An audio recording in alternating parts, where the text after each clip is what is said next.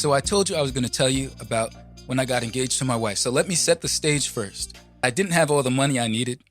I didn't have my own place yet. I certainly didn't have enough money to save to pay for the kind of wedding that we both wanted. I didn't have a lot of what I needed to do what I wanted to do. Does that situation sound familiar to you? Probably.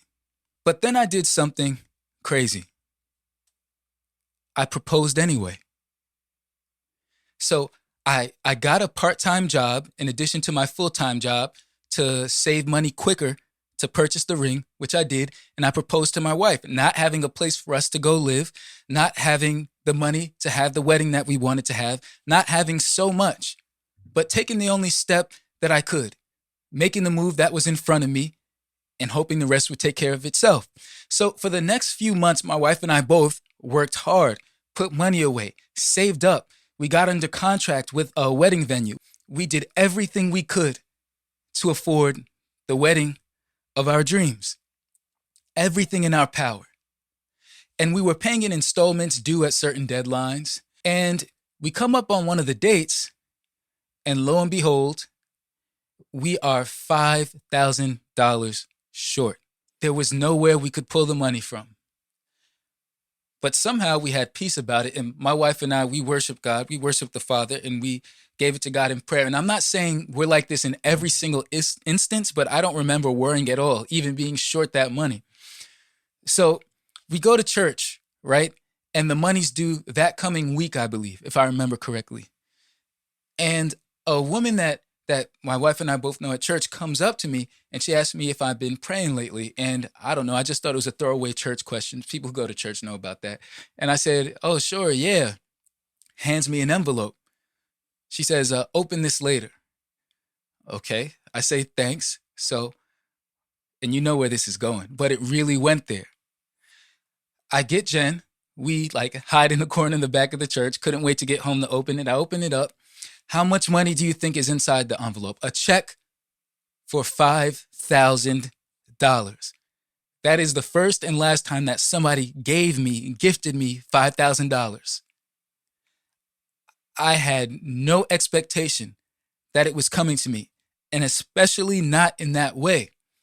But all of a sudden, I had what I needed to do what I needed to do. And some of you in your business endeavors, me in my business endeavors too, me in the pursuit of my dreams too, some of us are waiting. We're looking for that last $5,000 we need, but it just doesn't seem to want to materialize. What did I do in that story? What did I do in that story, guys? What did I do in that story that made the $5,000 come to me? That made the Father put that provision in my hand and in my wife's hand? I'll tell you what I did. I put a ring on it. I committed. I signed a contract with the wedding venue.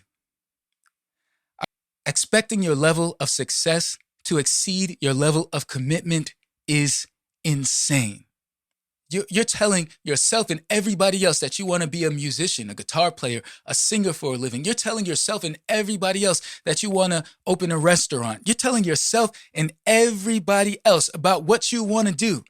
But maybe if you take inventory, what you might realize is that you never put a ring on it. You never really committed. And remember, when I put a ring on it, when I made that commitment, when I married my dream, I didn't have everything I needed to make it come true, but I made the strongest commitment that it was possible for me to make up until that point. What was that? That was a public declaration, getting on one knee and proposing to my wife in the presence of witnesses.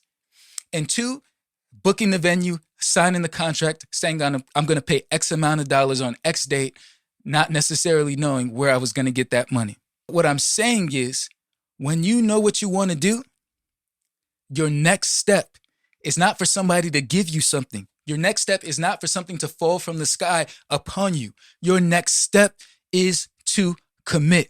So go get a ring and put it on your dream's hand. What is a ring in your situation? You always see those IG posts and reels about buy you a LLC. I don't know. Is your ring an LLC?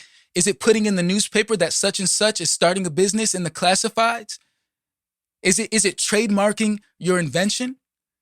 Is it hiring a patent attorney to assist you in protecting the intellectual property for what you do? Have you bought the domain name for your website yet? Go to GoDaddy.com or the Google one and get that domain name. You ain't even put your name on it yet. All I want to tell you is, if it doesn't seem like you're getting the provision you need to make things happen, perhaps, maybe, could be that you haven't committed to it. And that's why the resources have not been committed to you. We're going to talk about this in a second. My name is Najee Simmons, and this is the No Job Podcast.